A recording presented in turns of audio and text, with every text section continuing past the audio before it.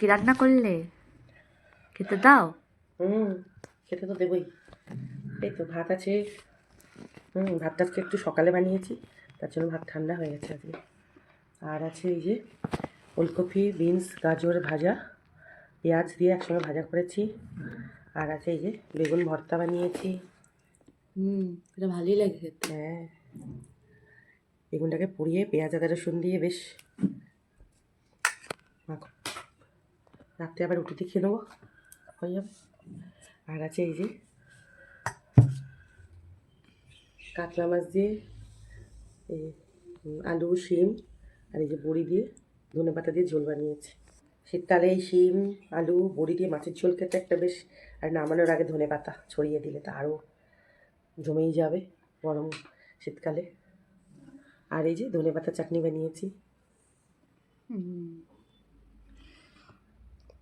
বন্ধুরা, আজকে দুপুরের এগুলোই খাবার বানিয়েছি আর এগুলোই খাওয়া হবে। দেখা হবে আর কালকের ভিডিওতে। সবাই সুস্থ থাকবেন, ভালো থাকবেন, টাটা।